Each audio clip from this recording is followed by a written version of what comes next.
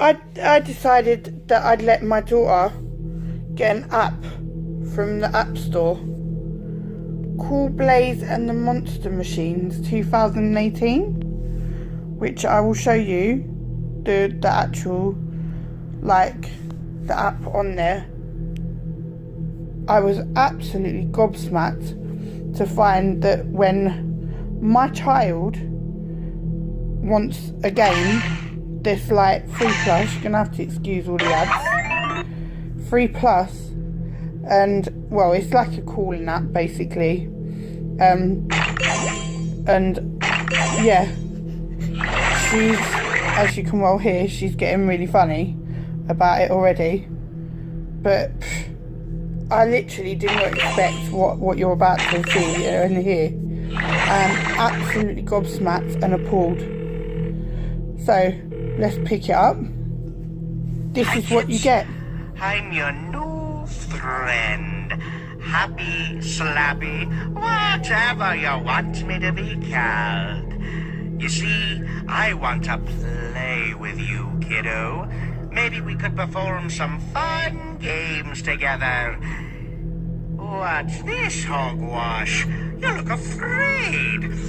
Is it this knife in my whirly-turly hands making you a little nervous, huh? That's all right, 'cause this knife is gonna improve your look when it's sticking right out of you. Really? That is a free PG 3+, and literally I am absolutely gobsmacked and appalled. Google needs to take responsibility for not screening the apps that they put onto their Play Store first and allowing this to bypass them to be put on. That is ridiculous and appalling. I'm really shocked.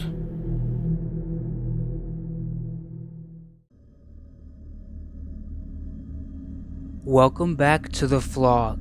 Now, the internet can be one of the darkest places imaginable. As cool as it can be just as dark and messed up, and you don't even have to be on the deep web to see something that's disturbing. A lot of what we consider disturbing is hiding in plain sight on the clear web, and we've seen this time and time and time again. The thing is that a lot of internet horrors are deeply hidden, but luckily there exist communities to shine some light on these subjects. Tonight, I've dug deep into these communities and found the most bizarre and disturbing exhibits to show you all, so sit back and relax, grab some parrot bites. These are the internet's most disturbing and bizarre oddities.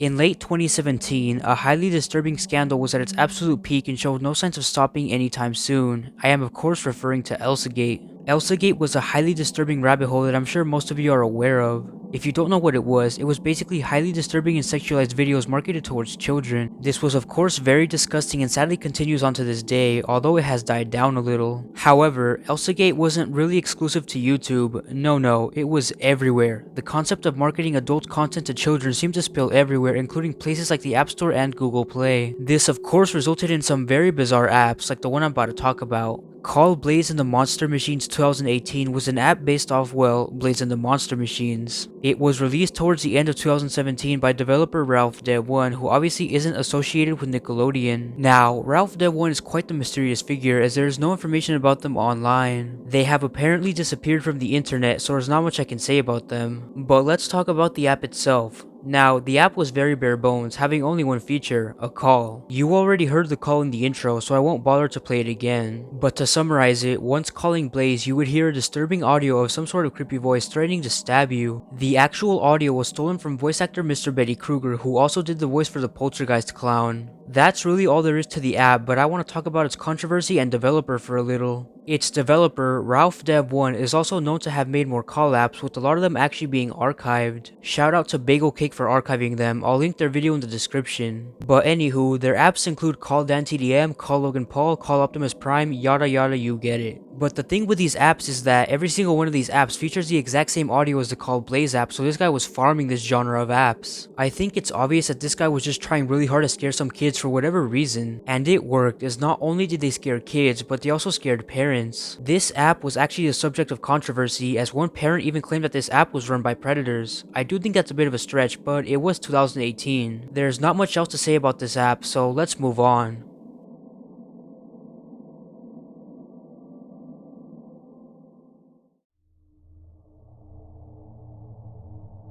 Animal abuse is a horrid issue. That should be obvious. No animal deserves to suffer at the hands of a human being. But sadly, animal abuse and neglect is very rampant in the world, and on YouTube. You may have already heard of those fake animal rescue videos where people willingly put animals into harmful situations and then quote unquote save them from it. But sadly, it doesn't end here. While YouTube is the host of many wholesome animal videos, it also hosts some of the most sickening content surrounding animals. On November 2nd, 2016, a channel by the name of Reptile Channel joined the platform. They are inactive now, and you will soon see why that's a good thing. But they were very successful in their YouTube endeavor, amassing over 570,000 subscribers and over 225 million views. Their videos consist of stuff like allowing animals like pythons and anacondas to eat chickens and rabbits. They go even further when allowing animals like show chickens to be eaten and then removed from the stomach of the animal that ate them. You can already see why this is depraved content, as this comment summarizes it perfectly.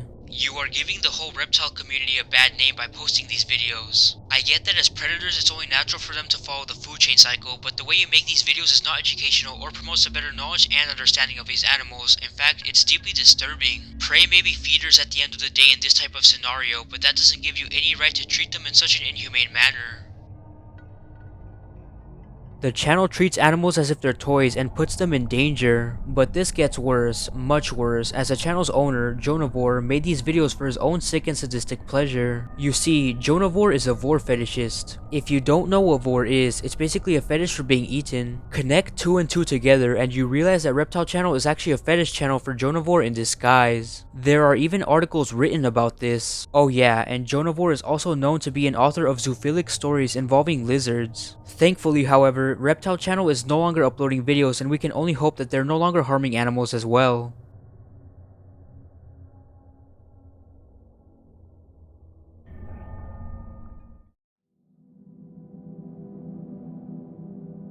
YouTube controversies are honestly a staple of the internet. They've been here since the dawn of the platform, and they show no signs of going away anytime soon. But what happens when a controversy becomes a conspiracy theory? That's what the Poplast incident was. Poplast created their channel on September 17th, 2016, but they weren't originally Poplast. They were originally Jacob Sartorius videos, and they released videos related to him. What's creepy about this is the fact that Jacob Sartorius was a minor at the time. But despite this, the channel proceeded to upload highly sexualized videos of him like this one. And that isn't even counting the other videos where minors are seemingly sexualized. The channel milked the ever-living fuck out of Jacob Sartorius, but I'm getting off topic.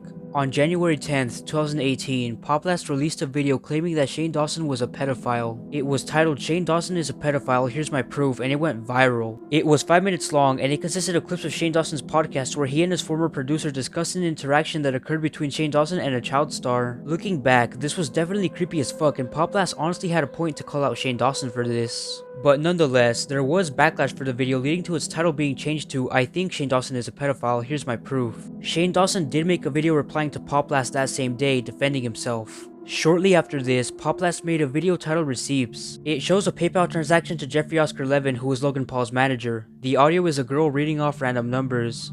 116, 104, 101, 121, 032, 097, 114, 101, 032, 100, 105, 115, 116, 114, 097, 099, 116, 105, 110, 103, 032, 121, 111, 117.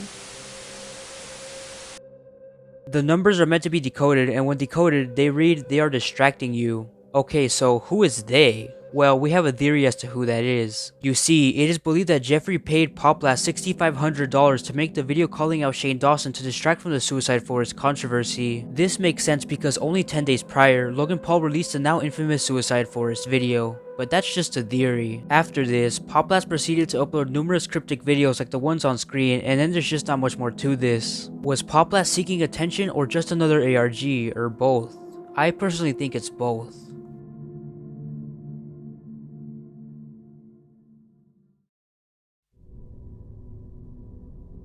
I think we can all agree that having your search history out in the open would be pretty terrifying. Even if you don't have anything to hide, the lack of privacy should scare even the least concerned person. That being said, let me tell you all about a very controversial decision that was made in 2006. On August 4th, 2006, internet company AOL released a text file containing a large portion of its users' search history. People weren't identified, but rather referred to as users followed by a random number. However, this didn't stop there from being identifiable information in the search queries, leading to some people being identified. Now, obviously people weren't okay with this, and on August 7th, AOL took down the text file. This, however, did not stop it from spreading onto other sites, where you could find it to this day. AOL's leaking of their users' search history is widely considered to be one of the worst fumbles of all time, and I agree. Anywho, there were many notable users in the search logs. Take user 4417749 or Thelma Arnold for example. She was found to be searching for stuff like 60 single men, numb fingers, and dog that urinates on everything, along with many other personal searches that led to her identity to be uncovered. She responded by stating, "My goodness, it's my whole personal life. I had no idea somebody was looking over my shoulder." I feel like her statement is still relevant today as we barely have privacy online anymore. But anywho, among the most notable users was user 927. After going through their search log, I can say with confidence that it's one of the most disturbing things I've ever read, and you'll soon see why. Their internet journey starts with a search for an anime and then many searches for songs and their lyrics. The first odd search is for human mold and then different types of mold. However, things quickly take a turn for disturbing as we see a search for dog sex. Like, what the fuck? Stuff becomes normal again for a few moments as we see searches for different types of plants, and then out of fucking nowhere, 927 starts searching for rape porn. The next disturbing search is for a very gross kind of hentai. We see this for a while before we suddenly switch to rough gay sex, BDSM porn, and sex torture. Dying Elmo is also a search here for some reason, and there's a lot more interesting searches like these ones. Strangely, 927 also searches for a 4-month ultrasound of a girl. 927 also searches for emo porn, genital names, and monster cock. There are also a worryingly amount of searches related to bestiality. There are also so much more disturbing searches like this one, which I don't even want to say. Near the end of their search queries, we see searches for straight up illegal material, which is gross as fuck. We also see searches for virtual children, which is extremely worrying. Finally, their searches end with this. So, who is user 927? These searches are extremely worrying and the person responsible for them has to be behind bars ASAP. Well, we kind of have an answer to that. Reddit user throwaway user 927 claims to be user 927, explaining that they were just some extremely curious 9-year-old that searched for very fucked up shit. I will let you decide if you believe it or not though, as this is the internet and anybody could lie easily. Oh yeah, there was also a play dedicated to user 927, but it's lost media now.